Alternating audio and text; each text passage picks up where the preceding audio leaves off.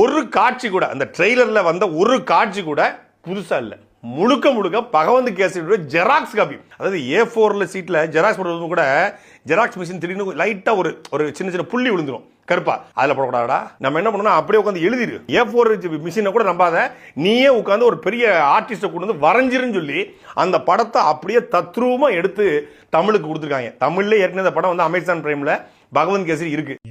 இந்த ஜனநாயகன் படம் வந்து ஒரு ரீமேக், பொங்கல் கேசரியோ ஏதோ ஒரு கேசரியா இருந்துட்டு போகுது. இன்னொரு மொழி படத்தை அப்படியே டப்பிங் பண்ணி இங்க வந்து ரிலீஸ் பண்றதை பார்த்து கைதட்டி விசில் அடிச்சு ஆக ஓகோன்னு புகழ்வாங்களாம்.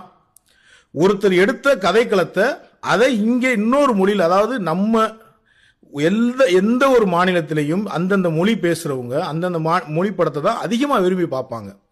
அப்படி இருக்கும்போது அங்க எடுத்த மொழி படத்தை இங்க பாக்குறதுக்கு ரீமேக் பண்ணி அதை வந்து இந்த மொழியில வேற ஒரு நடிகர், இங்க யார் உச்ச நட்சத்திரமா இருக்காங்களோ இல்ல அந்த கதைக்களத்துக்கு யாரு வந்து சரியா இருக்காங்களோ அவங்கள வச்சு எடுக்கிறதா ரீமேக். இதுல என்ன தவறு இருக்கு? அப்படி பார்த்தோம் அப்படின்னா இந்த உலகத்திலேயே மொத்தம் 8 மூலக்கதைகள் தான் இருக்கு. சரிங்களா? அந்த 8 மூலக்கதைகள்ல இருந்து பிறந்ததுதான் இத்தனை ஆயிரம் கதைகள். அந்த கதைகளை மையமா கொண்டு எடுக்கப்பட்டதுதான் இந்த சினிமா.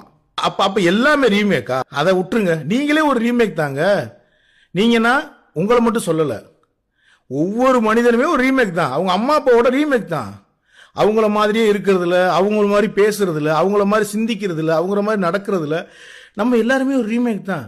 அந்த நடிகர் அங்கே நடிச்ச நடிகர் இங்க ஒரு படத்தை இங்க உள்ளவர் நடிக்கிறாரு.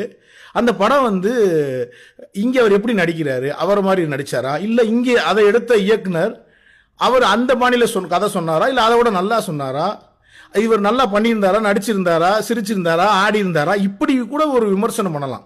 இன்னொரு முக்கியமான விஷயம், அந்த படமே இன்னும் ரிலீஸ் ஆகல. ஆக உங்களுடைய எண்ணம் வந்து ஒரு சினிமா வெளியே வருதுன்னா அதை வந்து நல்லா இருக்கா நல்லா இல்லையா அப்படின்றத அந்த சினிமா வந்ததுக்கு அப்புறம் சொல்றதுக்கு முன்னாடியே நீங்க சொன்னீங்க அப்படின்னா உங்களுடைய எண்ணம் என்ன அப்படின்றது மக்களால் கண்டிப்பா கணிக்க முடியும்.